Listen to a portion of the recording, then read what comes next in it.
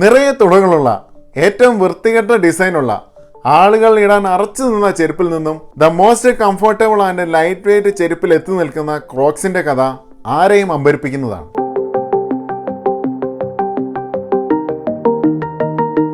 2002 അമേരിക്കക്കാരനായ Linton Hanson തൻ്റെ ജീവിതത്തിലെ ഏറ്റവും പ്രതിസന്ധി ഘട്ടത്തിലൂടെ കടന്നു പോകുന്ന സമയം. തൻ്റെ വൈഫുമായി സെപ്പറേറ്റ് ചെയ്ത് ജോലി നഷ്ടപ്പെട്ട് വളരെ സങ്കടത്തോടെ അദ്ദേഹം തൻ്റെ കൂട്ടുകാരനായ സ്കോട്ട് സീമാൻസിനും ജോർജ് ബോഡക്കർ ജൂനിയറിനും കൂടെ സമയം ചെലവഴിച്ചു. ലിൻഡന്റെ ഈ മൂടൊന്ന് മാറ്റുന്നതിന് വേണ്ടി കൂട്ടുകാർ ഒരു ബോട്ട് ട്രിപ്പിന് വേണ്ടി അദ്ദേഹത്തെ കൂട്ടിക്കൊണ്ടുപോയി. ആ ട്രിപ്പിനിടയിൽ സ്കോട്ട് സീമാൻസ് താൻ ഒരു ബിസിനസ് ട്രിപ്പിന് പോയപ്പോൾ കിട്ടിയ ഒരു ചെരുപ്പ് ലിൻഡനും ജോർജിനും ഇൻട്രൊഡ്യൂസ് ചെയ്തു. ഫോം ക്രിയേഷൻസ് INC എന്ന കമ്പനി തനിക്ക് ട്രൈ ചെയ്യാൻ തന്നതാണെന്നും അവർ തന്നതിൽ നിന്നും ഡിസൈനിൽ കുറച്ച് മാറ്റങ്ങൾ താൻ വരുത്തിയിട്ടുണ്ടെന്നും ചെരുപ്പ് ധരിച്ചു നോക്കിയിട്ട് ഫീഡ്ബാക്ക് അറിയിക്കാനും സ്കോട്ട് തൻ്റെ കൂട്ടുകാരോട് പറഞ്ഞു. ഒറ്റ നോട്ടത്തിൽ അവർക്ക് ആ ചെരുപ്പിൻ്റെ ഷേപ്പും ഡിസൈനും ഇഷ്ടമായില്ലെങ്കിലും സ്കോട്ടിനെ വിഷമിപ്പിക്കാതിരിക്കാൻ വേണ്ടി അവർ അത് പുറത്ത് കാണിച്ചില്ല. കുറച്ചു നേരം ആ ചെരുപ്പ് ഇട്ട് കഴിഞ്ഞപ്പോഴേക്കും ആ ചെരുപ്പിനോടുള്ള അവരുടെ ധാരണയെല്ലാം മാറി.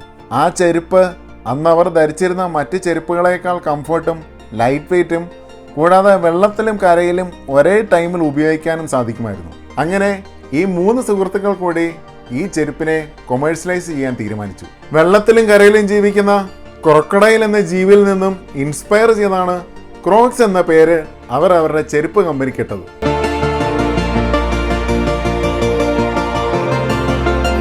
അമേരിക്കയിൽ മൊത്തം ഈ ചെരുപ്പിനായി ഒരു ഡിസ്ട്രിബ്യൂഷൻ ലൈൻ ഉണ്ടാക്കുക എന്നതായിരുന്നു അവർ നേരിട്ട ആദ്യത്തെ വെല്ലുവിളി. ലിൻഡൺ ഹാൻസൺ ഈ വെല്ലുവിളി ഏറ്റെടുത്തു. സ്കോട്ട് പ്രൊഡക്റ്റിന്റെ ഡിസൈനിൽ കൂടുതൽ മാറ്റങ്ങൾ വരുത്താനും ശ്രമിച്ചു. കൂടാതെ ജോർജ് ആകട്ടെ ബിസിനസ്സിലേക്ക് കൂടുതൽ ഇൻവെസ്റ്റേഴ്സിനെ കൊണ്ടുവരാനും ചുമതല ഏറ്റെടുത്തു. അങ്ങനെ ഈ പ്രോഡക്റ്റ് കസ്റ്റമേഴ്സിനെ പരിചയപ്പെടുത്താൻ വേണ്ടി 2002 ഫ്ലോറിഡയിൽ നടന്ന ഒരു ബോട്ട് ഷോ അവർ തിരഞ്ഞെടുത്തു. ബോട്ടിൽ വർക്ക് ചെയ്യുന്നവരും തീരദേശത്ത് താമസിക്കുന്നവരുമായിരുന്നു ആദ്യം അവർ തങ്ങളുടെ ചെരുപ്പിനായുള്ള ടാർഗറ്റ് കസ്റ്റമേഴ്സായി കണ്ടത്. പ്രതീക്ഷിച്ചതുപോലെ തന്നെ ഈ ചെരുപ്പ് കാണാൻ ഒരു ഭംഗിയുമില്ല എന്ന് പറഞ്ഞവരോടെല്ലാം ഈ ചെരുപ്പ് ഒന്നിട്ട് നോക്കാൻ അവർ അഭ്യർത്ഥിച്ചു. അങ്ങനെ ആ ബോട്ട് ഷോയിൽ അവർ ഏതാണ്ട് 200 പെയർ ക്രോക്സ് ചെരുപ്പുകൾ വിറ്റഴിച്ചു. അതുകൂടാതെ വലിയൊരു തിരിച്ചറിവും അവർക്കുണ്ടായി. ഈ ചെരുപ്പുകൾ ബോട്ടിൽ വർക്ക് ചെയ്യുന്നവർക്ക് മാത്രമല്ല, മറ്റ് ഇൻഡസ്ട്രികളിൽ കൂടുതൽ നേരം നടന്നും നിന്നും ജോലി ചെയ്യുന്ന എല്ലാവർക്കും ഉപയോഗിക്കാൻ പറ്റുന്ന ഒരു പ്രൊഡക്റ്റ് ആണെന്ന് അവർക്ക് മനസ്സിലായി. പ്രൊഡക്റ്റിന്റെ ക്വാളിറ്റിയും കംഫർട്ടും കൊണ്ട് കൂടുതൽ കൺസ്യൂമേഴ്സിലേക്ക് എത്തുമെന്നുള്ളൊരു ആത്മവിശ്വാസവും ഈ 200 പെയർ ഷൂ വിറ്റഴിച്ചതോടെ അവരുടെ മനസ്സിലുണ്ടായി.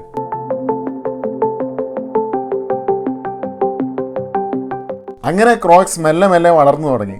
പലരും വിചാരിച്ചത് ക്രോക്സ് പെട്ടെന്നുണ്ടായ ഒരു ഫാഷൻ ട്രെൻഡ് മാത്രമാണ്, കുറച്ചുനാൾ കഴിയുമ്പോഴേക്കും ഈ ട്രെൻഡ് ഫെയിലാകുമെന്നാണ്.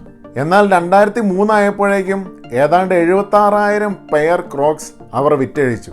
2005 നിന്ന് 2006 ആയപ്പോഴേക്കും ഏതാണ്ട് 200% വർധനയാണ് അവരുടെ റവന്യൂവിൽ ഉണ്ടായത്. അന്ന് വരെ ഫുട്വെയർ ഇൻഡസ്ട്രിയിൽ ഇല്ലാത്ത ഒരു യൂണീക്ക് ഡിസ്ട്രിബ്യൂഷനിലൂടെ കൂടുതൽ ഡിസ്കൗണ്ട് റീറ്റെയിലേഴ്സിനും കസ്റ്റമേഴ്സിനും നൽകാൻ ക്രോക്സിന് സാധിച്ചു. 2006 അമേരിക്കൻ മാർക്കറ്റിൽ ക്രോക്സിന്റെ IPO പുറത്തുവിട്ടപ്പോൾ ഏതാണ്ട് $239 മില്യൺ ക്രോക്സ് സമാഹരിച്ചത്.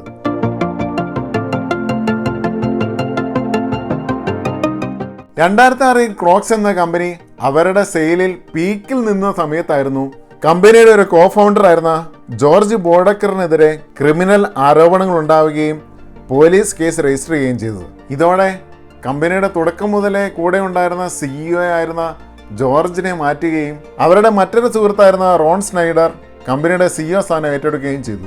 ചിലർ വരുമ്പോൾ ചരിത്രം വഴിമാറുമെന്ന് പറഞ്ഞത് റോണിന്റെ കാര്യത്തിൽ വളരെ ശരിയായിരുന്നു. 2 മോഡൽ മാത്രമുണ്ടായിരുന്ന ക്രോക്സിന്റെ ചെരുപ്പുകൾ റോൺ വന്നതോടെ 250 വ്യത്യസ്ത മോഡലുകളിലേക്ക് ഉയർത്തി. കൂടാതെ അമേരിക്കയിൽ മാത്രം നിന്നിരുന്ന ക്രോക്സ് ലോകമെങ്ങും വ്യാപിപ്പിക്കാനും അവർക്ക് കഴിഞ്ഞു. കാര്യങ്ങൾ അങ്ങനെ സ്മൂത്തായി പോകുമ്പോഴാണ് 2008 സാമ്പത്തിക മാന്ദ്യം അവരെ ബാധിച്ചത്. എന്നാൽ 250-ൽ പരം ഡിസൈനുകളും ഇന്റർനാഷണൽ മാർക്കറ്റിലുള്ള അവരുടെ പ്രസൻസും ഈ മാന്ദ്യത്തെ മറികടക്കാൻ അവരെ സഹായിച്ചു.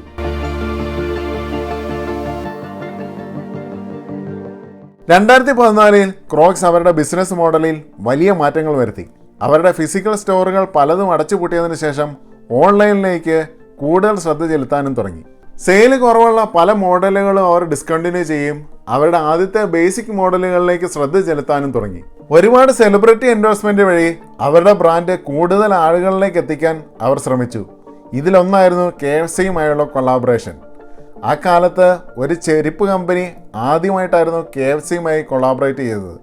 അന്ന് ഈ കൊളാബറേഷനിലൂടെ ഇറങ്ങിയ ക്രോക്സിൻ്റെ ചെരുപ്പുകൾക്ക് KFC ചിക്കൻ്റെ മണം വരെ ഉണ്ടായിരുന്നു. 2020 കോവിഡ് മഹാമാരി മൂലം പല ചെരുപ്പ് കമ്പനികളുടെയും സെയിൽ കുറഞ്ഞപ്പോൾ ക്രോക്സ് 300% വളർച്ചയാണ് അവരുടെ റവന്യൂവിൽ ഉണ്ടാക്കിയത്. ചെരുപ്പിൻ്റെ ലുക്ക് നോക്കാതെ കംഫർട്ട് നോക്കി പാൻഡമിക്കിൻ്റെ സമയത്ത് ആളുകൾ ചെരുപ്പ് മേടിച്ചതും ഓഫ്ലൈനിൽ നിന്നും ഓൺലൈനിലേക്ക് ബിസിനസ് മാറ്റിയതും ക്രോക്സിന് ആ സമയത്ത് തുണയായി.